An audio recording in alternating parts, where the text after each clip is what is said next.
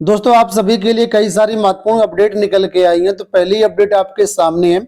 उत्तर प्रदेश के जितने भी बोर्ड के विद्यालय हैं, चाहे वो यूपी बोर्ड हो, सीबीएसई बोर्ड हो, आईएससी बोर्ड हो या अन्य कोई बोर्ड हो, इन सभी के विद्यालयों के समय में परिवर्तन कर दिया गया है। शिक्षा निदेशक माध्यमिक उत्तर प्रदेश लखनऊ की तरफ से देखिए ये पत्र जारी किया गया आज 3 जनवरी 2023 को। सभी मंडलीय संयुक्त शिक्षा निदेशक, सभी मंडलीय उप शिक्षा निदेशक और सभी जिला विद्या निरीक्षकों के लिए ये आदेश जारी हुआ है। 3 जनवरी का ये आदेश है। यहाँ पर बताया गया कि अवगत कराना है कि अत्यधिक शीतलहर के दृष्टिगत छात्रहित में प्रदेश के कक्षा 9 से 12 तक के समस्त बोर्डों के समस्त विद्यालयों की कक्षाओं का समय 14 फरवरी 2023 तक 8:50 से 2:50 के स्थान पर प्रातः 10 बजे से अपराह्न 2 बजे तक किया जाता है। तो उत्तर प्रदेश के जितने भी इंटर कॉलेज हैं, उन सभी विद्यालयों का टाइम चेंज कर दिया गया है। 10 से 2 बजे तक विद्यालय केवल खोले जाएंगे।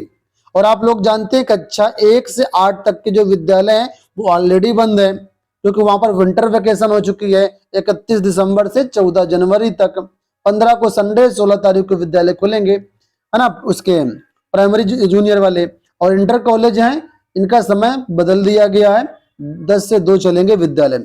और साथ ही साथ जहां पर ऐसे इंटरमीडिएट कॉलेज, हाई स्कूल संबद्ध जहां पर प्राथमिक एवं जूनियर की कक्षाएं संचालित होती हैं, वो भी संचालित नहीं होंगी। तो ये आदेश देखिए आज डॉक्टर महेंद्र देव, शिक्षा निदेशक माध्यमिक उत्तर प्रदेश लखनऊ की तरफ से जारी कर दिया गया है। और कल के समाचार पत्रों में आपको देखने को मिल ही जाएगा। चलिए बात कर लेते हैं अब हम अन्य मुद्दों को लेकर के। आप लोग जानते हैं उत्तर प्रदेश में नए शिक्षा सेवा आयोग के गठन को आज मंजूरी दे दी गई है।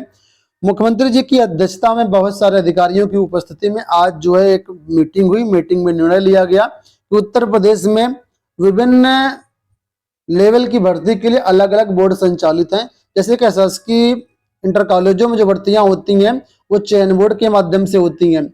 अशासकीय जो डिग्री कॉलेज हैं जिसमें असिस्टेंट प्रोफेसर की भर्तियां होती हैं वो यूपीएचईएससी के माध्यम से होती हैं। शासकीय जो प्राइमरी जूनियर विद्यालय हैं वहां पर पीएनपी के माध्यम से भर्तियां होती हैं। और अगर जीआईसी की बात करते हैं तो जीआईसी या जीडीसी जो कॉलेज होते हैं वहां पर लोक सेवा आयोग के माध्यम से भर्तियां होती हैं। तो शासन की मीटिंग में आज इन सब चीजों पर निर्णय हुआ कि अलग अलग भर्तियों के लिए अलग अलग बोर्ड वर्तमान में कार्यरत हैं, तो इन सभी को मर्ज करके क्यों ना एक ही बोर्ड बनाया जाए, एकीकृत बोर्ड बनाया जाए। हालांकि शासन की प्लानिंग पहले से चल रही थी, 2019 में इसका ड्राफ्ट भी जारी कर दिया गया था। सरकार की मंशा उसी टाइम थी इसको गठन करने की, लेकिन उस समय चुनाव वगैरह के कारण अन्य चीजों को देखते हुए इसको विराम दे दिया गया था।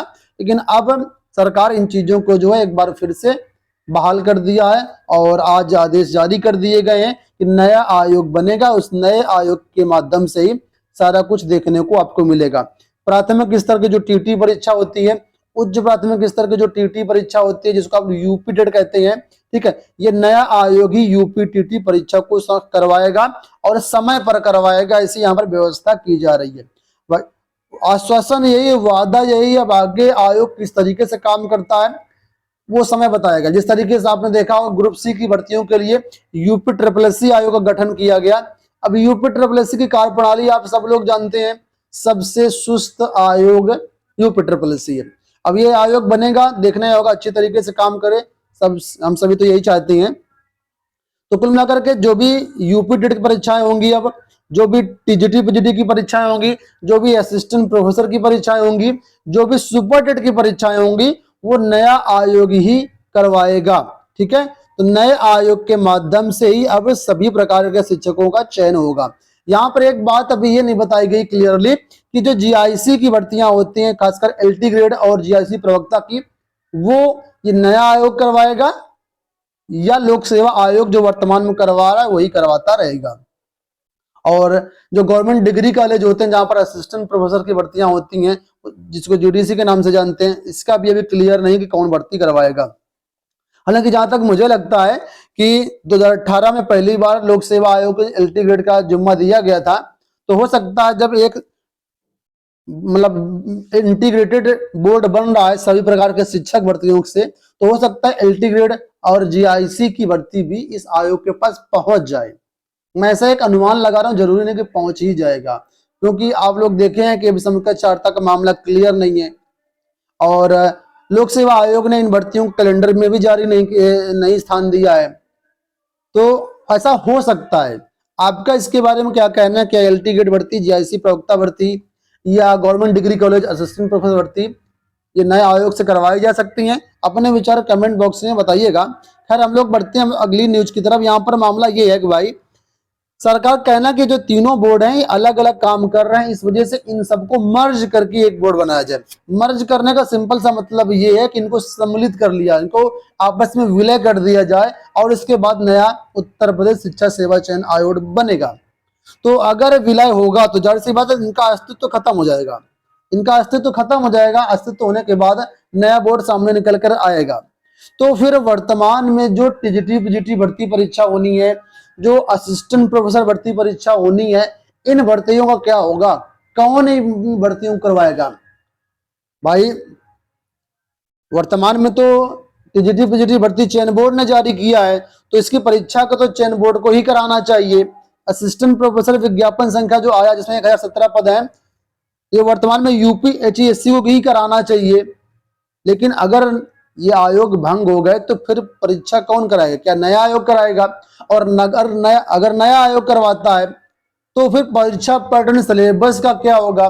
क्या सिलेबस चयन बोर्ड वाला रहेगा, पुराना पैटर्न रहेगा, या जो नया आयोग बनेगा वो अपने हिसाब से पैटर्न जारी करेगा? क्योंकि आपने देखा होगा जब पहले नए आयोग का ड्राफ्ट जारी किया गया था, उसमें ये बातें बताई गई थी कि नए आयोग में जो शिक्षकों की भर्ती होगी उसमें काफी कुछ बदलाव होगा। टीजीटी पीजीटी की शैक्षिक अर्हता में, परीक्षा पैटर्न में भी बदलाव होगा। उसके वीडियो मैंने उस टाइम बनाए थे, हमारे चैनल पर अवेलेबल है, चाहें तो आप लोग देख सकते हैं।